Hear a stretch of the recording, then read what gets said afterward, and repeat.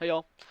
Today I'm here to help you with getting your cup. It's going to be somewhere in Serendia in general, since that's where all the locations to get the shards are located, such as Fogan, Bloody Monastery, Orcs, and Baragi Den, and there's a few more as well. Now your whole goal in this is to get shards. You're going to need a lot of shards, and you're going to need a heart to basically craft every single piece of gear. Roughly, you need about 50 to 100, and then if you're going to enhance them, you're going to need about 30 Essence of Dawn and Magical Shards. Now, I know that's kind of rough because right now, Magical Shards are kind of expensive since Adania just released and everyone needs them. But this is kind of what you're going to need. And really quickly on your crystal setup as well, it's not too important since most of you are probably already over the AP cap. I would find it hard to believe that you're not. But basically, you just need the Glorious Crystals, the Decimation, and the Girin's Tear. If you have those three, you're already looking pretty good. And then for Wakitoshi, he's located in every single general city.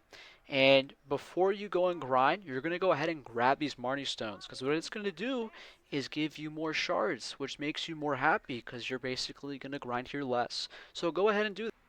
Alright, so for the first place we're going to be going to is Bloody Monastery. It's located just south of Glish, and we're going to be getting yellow shards here.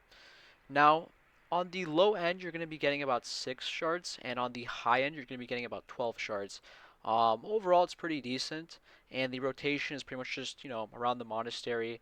And the main thing with these Elvia zones is you're not going to be using Agris. I'm not sure why PA doesn't want you making more silver here, but it's pretty bad. Well, I mean, just a few minutes and half your Agris is like already gone. Now, in all these zones, this is including every single one that we're going to be talking about, there's like these spirits that you're going to click on, and they pretty much give you a buff. It's going to last for 9 minutes, and there's going to be a debuff for 20 minutes, so you can't get it again. And you're just going to go around and you're just going to one-shot everything. It makes it much quicker to clear. Finally, the last mechanic is the Crimson Bell. All it really does is just spawns extra mobs, but make sure not to overlap them. Alright, so the next place is going to be Baragi Den. It's located just northwest of Glish, and you're going to kind of want to go all the way back behind the den and park your horse on this cliff, because if you park it anywhere else, it's probably going to die. And then next, you're going to enter the Marnie zone. It's really good because all the mobs respawn really, really fast. So another place for yellow shards.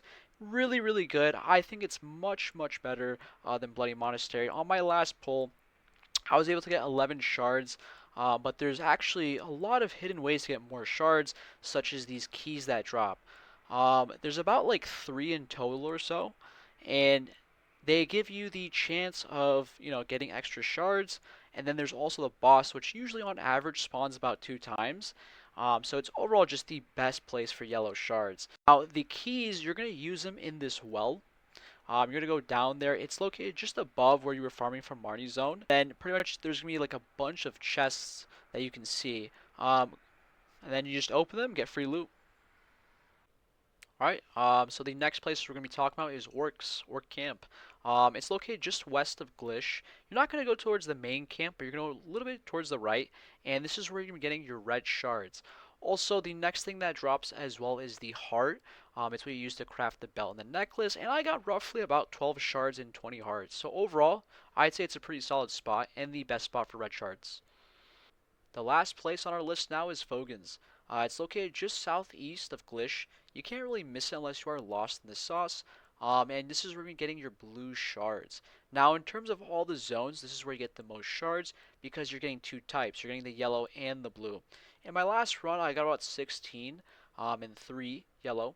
Pretty good. And then for silver, it's not bad since you get river necklaces. In terms of orcs, it's like about even or so. One thing that does happen at Fogan's is it does spawn Naga forces from the other place of the zone.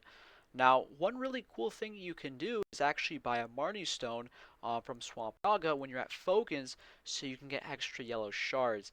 It won't actually equal out to that much, but maybe, after your grind is done, you can get about maybe 2 to 3 or so. There are other zones that I have not mentioned in this place, such as Swamp Naga, Castle Ruins, and Altar Imp. Compared to the ones that I previously listed, these ones are just really inefficient and not worth it. You're getting overall less Smarty stones, and in some of the places you don't, like the Elvia buff doesn't even apply to the mobs. Like Castle Ruins, for example, it just doesn't apply. Same thing with Alter Imps, simply because they have like these like medium tanking mobs. Of order of what cups you should make, which path, you should easily go earrings and belt. Only because they're going to be giving you AP, and that AP is probably going to be pushing you into another zone, which is really, really important, especially since most zones now are categorized more towards AP and not DP. And if you're making a decision, like, let's say you went the Debo route, right, and you're making the base cups, you have a choice of either going like damage reduction or HP. I would highly, highly, highly recommend just going AP, but this is not really going to apply to the people who are just going Karazots. Another thing people may be wondering as well, is it even worth your time? I mean, most of you are probably somewhere around Honglim or Jade, making way more silver compared to these Serendia zones, but I will say it is still worth only for the earrings and the belt. In total, that is 15 bill for 9 AP. That 9 AP can possibly push you to the next zone and make more silver. As for the necklace and the rings, I would recommend just buying them off the market once you're above Honglim and Jade.